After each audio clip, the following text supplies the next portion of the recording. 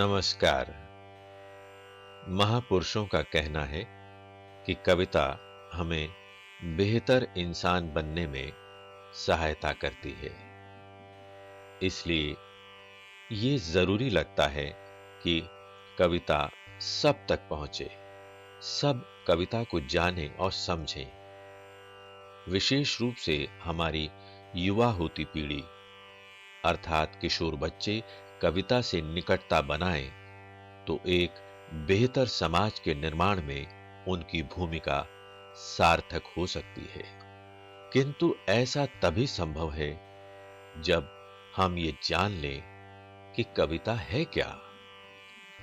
कविता का एक छोर जहां कल्पना को आकाश की ऊंचाइयों तक ले जाने की क्षमता रखता है, वहीं जीवन का यथार्थ कविता को धरातल पर लाकर खड़ा कर देता है।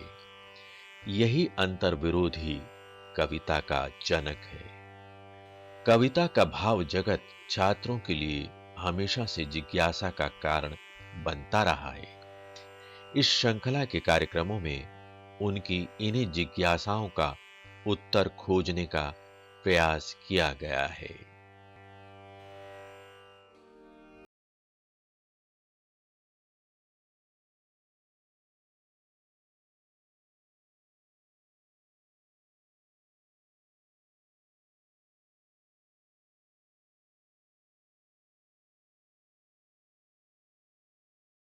काल की महत्वपूर्ण कवित्री मीरा और उनके पदों पर चर्चा करने जा रहे हैं। चर्चा के लिए हमारे बीच मौजूद हैं डॉक्टर प्रीति सागर।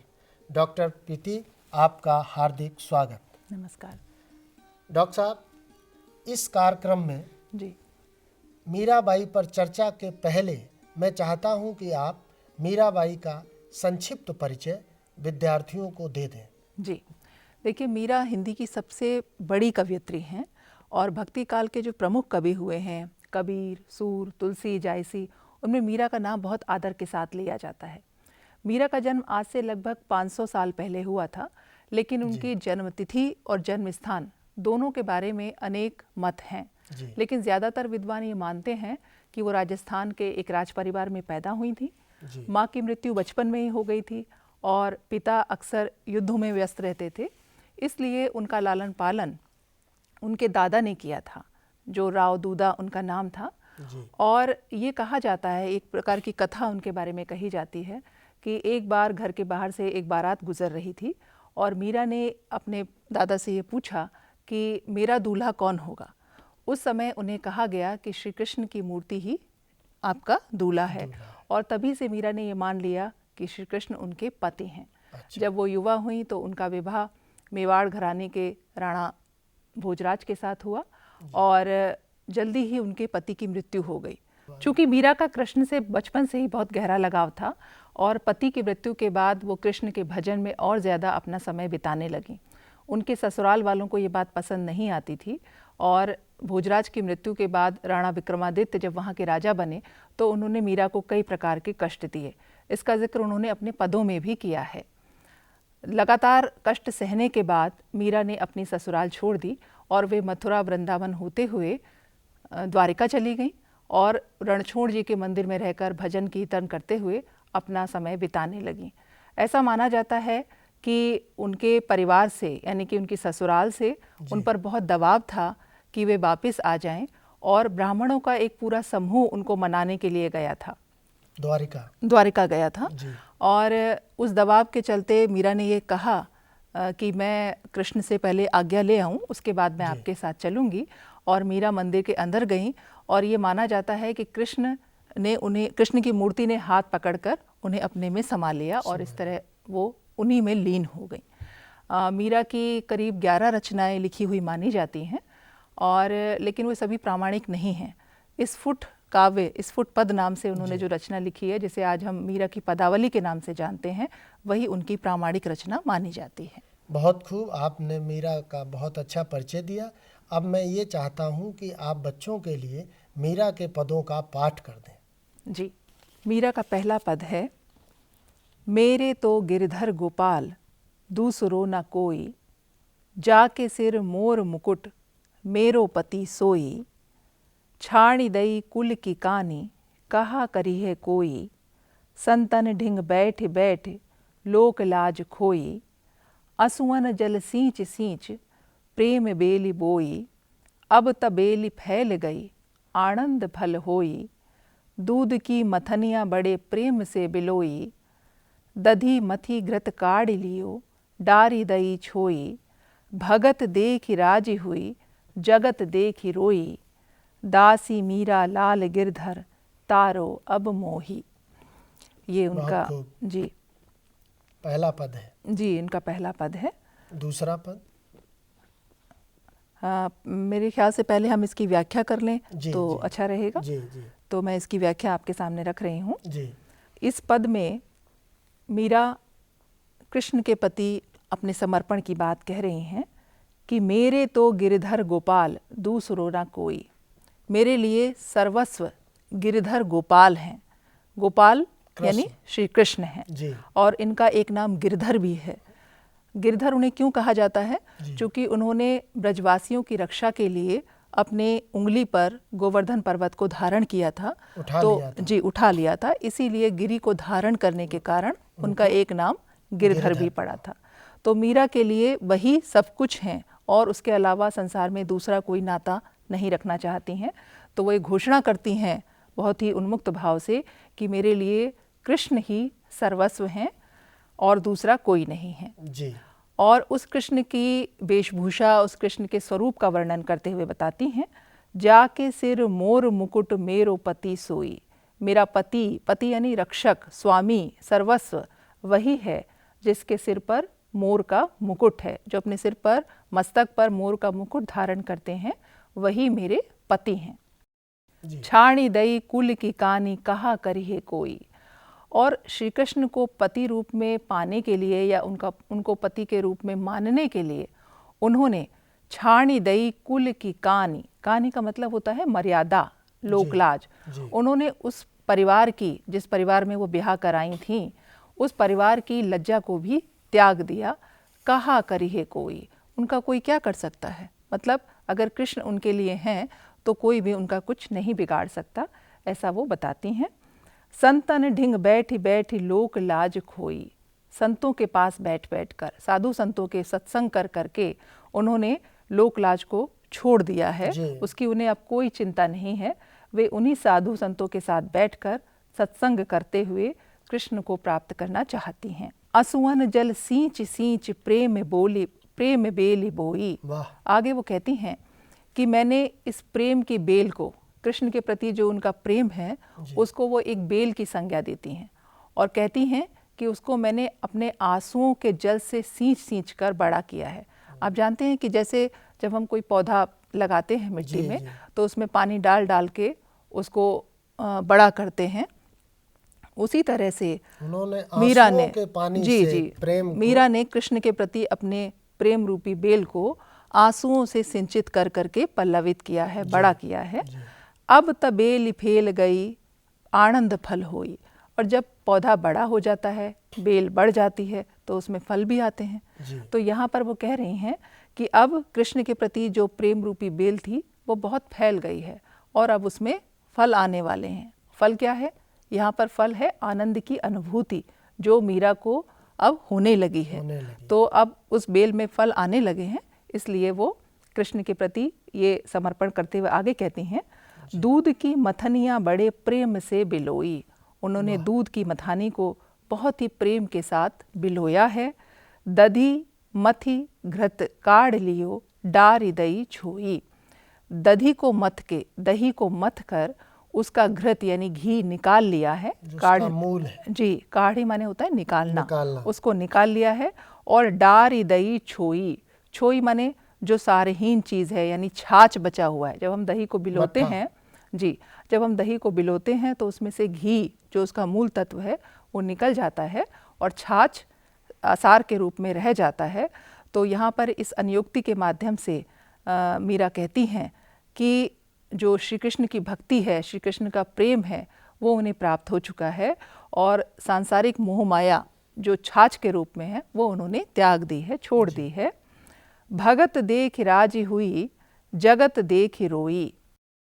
वो कहती हैं कि मैं भक्तों को देखकर राजी होती हूँ, खुश होती हूँ, प्रसन्न होती हूँ और जगत देख ही रोई, इस जगत को देखकर रोती हूँ। कहने का आशय ये है कि ये पूरा संसार, पूरा जगत तमाम तरह के मोह माया के बंधन में डूबा हुआ है। उसे ईश्वर के वास्तविक स्वरूप का ज्ञान नहीं है। ईश्वर की प्राप्ति साधुओं की, संतों की संगति में रहकर ही हो सकती है। तो इसलिए भक्तों को देखकर तो वो प्रसन्न होती हैं कि ये ईश्वर प्राप्ति के मार्ग में लगे हुए हैं, लेकिन जब वो जगत को देखती हैं, मोह माया में डूबे हुए संसार को देखती हैं, तो वे रोती हैं कि ये लोग असार तत्व के पीछे पीछे भाग रहे हैं। दासी मीरा लाल गिरधर तारो अब मोही। यहाँ पर मीरा कहती हैं कि दासी मीरा, मैं तो उस गिरधर की, उस श्री कृष्ण की दासी हूँ। तारो अब मोही, अब वही मेरा उद्धार कर सकते हैं, वही मुझे इस दुनिया से पार कर सकते हैं। तो इस तरह का समर्पण यहाँ पर मीरा कृष्ण के प्रति दिखाती हैं और प्रभु के प्रति अपना प्रेम निवेदित करती हैं। बहुत खूब जी। दूसरे पद का पाठ कर दें। जी, मीरा का दूसरा पद है, पग घुंघरू बांध मीरा नाची, मैं तो मेरे नारायण सूं, आप ही हो गई साची। लोग कहें मीरा भई बावरी, न्यात कहें कुलनासी। वाह। बिसका प्याला राणा भेजा, पीवत मीरा हासी। मीरा के प्रभु गिरधर नागर, सहज मिले अविनाशी। बहुत जी। अब इसकी व्याख्या कर दें डॉक्टर साहब। जी, इस पद में मीरा का एक बहुत ही निर्भीक रूप सामने आता है। बहुत स्पष्ट तरीके से अपना निर्णय यहाँ पर मीरा सुना रही हैं, साहस के साथ। जी, साहस के साथ। तो वो कहती हैं कि पग घुंघरू बांध मीरा नाची। आप जानते हैं कि मीरा जब अपना ससुराल छोड़कर साधु संतों के पास जाने लगी थी, सत्संग करने लगी थी, तो वे नाचने गाने का, भजन का काम भी करती थीं और उनके पारिवारिक सदस्य और आम जनता उन पर आपत्ति उठाती थी कि वे इस तरह से राज परिवार की बहू होने के बाद भी क्यों नाच गाना करती हैं, क्यों मतलब भजन गाते गाते नाचने लगती हैं, प्रेम में, कृष्ण के प्रेम में विह्वल होके, भाव विभोर होके। मर्यादा, हाँ, लोक लाज जो एक परिवार की मर्यादा थी कि राज परिवार की बहू को पर्दे में रहना चाहिए, इधर उधर नहीं जाना चाहिए, पराये मर्द को नहीं देखना चाहिए, और वो तो राजपूत परिवार की थी। तो ये सब मर्यादाओं का उन्होंने खंडन किया था, तोड़ा था। तो इसलिए उन पर कई तरह के प्रतिबंध थे, लेकिन यहाँ पर वो बहुत साहस के साथ घोषणा करती हैं कि पग घुंघरू बांध मीरा नाची। मीरा ने अपने पैरों में घुंघरू बांध लिए हैं और वो नाच रही हैं। मैं तो मेरे नारायण सु, आप ही हो गई साची। मैं तो मेरे नारायण, नारायण यहाँ कृष्ण के लिए कहा गया है, जो उनके सर्वस्व हैं, उनके स्वामी हैं। तो वो कहती हैं कि मैं तो अपने नारायण की हो गई हूँ और आप ही हो गई साची, और स्वयं ही अब मैं सच्ची हो गई हूँ, कृष्ण के प्रति समर्पित हो चुकी हूँ। लोग कहें मीरा भई बावरी, लोग ऐसा कहते हैं कि मीरा बावली हो गई है, पागल हो गई। नहीं, पागल तो उसे नहीं कहेंगे, ये मीरा की कृष्ण के प्रति अनन्य भक्ति का प्रतीक है, प्रगाढ़ भक्ति का प्रतीक है। बावरा। हाँ, बावला हो जाना। तो वो कहती हैं कि इसे हम कहेंगे दीवाना कह सकते हैं, जैसे कबीर कहते हैं। तो उस तरह का आशय यहाँ पर है कि लोग भले ही ये कहें कि मीरा बावली हो गई है, उन्हें कृष्ण के अलावा कुछ नहीं सूझता है, लेकिन और न्यात कहे कुलनासी, न्यात माने नाते संबंधी, परिवार के लोग कहते हैं कि इन्होंने कुल का नाश कर दिया, कुल पर दाग लगा दिया, मर्यादा को तोड़ दिया, और इस कारण से उनको परिवार के लोगों ने कष्ट भी दिया। इसका उल्लेख आगे करते हुए अगली पंक्ति में मीरा कहती हैं, बिस्का प्याला राणा भेजा, पीवत मीरा हासी। तो यहाँ पर उनके व्यक्तिगत जीवन की स्थितियों का उल्लेख है कि जब उनके पति मृत्यु को प्राप्त हो गए और परिवार के सदस्यों को लगा कि ये कुल की मर्यादा पर कलंक लगा रही हैं, तो उनको मारने के तरह तरह के षड्यंत्र किए गए। भोजराज के बाद चित्तौड़ की गद्दी पर राणा विक्रमादित्य बैठे थे और उन्होंने कई ऐसे प्रयास किए जिसका जिक्र इतिहास में भी मिलता है कि मीरा की मृत्यु हो जाए। तो कहा जाता है कि उन्होंने मीरा के लिए विष का प्याला एक दासी के हाथों भिजवाया था और मीरा ने उस प्याले को पी लिया, लेकिन उनका बाल भी बांका नहीं हुआ क्योंकि कृष्ण उनकी रक्षा कर रहे थे। तो यहाँ पर वही संकेत है कि विष का प्याला राणा भेजा। राणा ने उनके पास विष का प्याला भेजा, लेकिन मीरा ने उसको हंसते हंसते पी लिया। जी। मीरा के प्रभु गिरधर नागर, सहज मिले अविनाशी। अंतिम पंक्ति में मीरा कहती हैं कि मीरा के प्रभु तो गिरधर नागर हैं। नागर यानी नगर में रहने वाले श्री कृष्ण ही मीरा के प्रभु हैं, सर्वस्व हैं। सहज मिले अविनाशी, और वे अविनाशी हैं, उनका कभी विनाश नहीं हो सकता, लेकिन उनको वही व्यक्ति प्राप्त कर सकता है जो उसे सहज तरीके से, सच्चे मन से प्राप्त करना चाहे। जो ढोंग से, बाह्य आडंबर से उनके पास जाना चाहेगा, उसको वे नहीं मिल सकते। तो कृष्ण को सहज रूप से ही प्राप्त किया जा सकता है। इस तरह का वर्णन करते हुए मीरा कृष्ण के प्रति अपनी अनन्य भक्ति दिखाती हैं। जी डॉक्टर साहब, इन पदों में मीरा क्या संदेश देना चाहती हैं?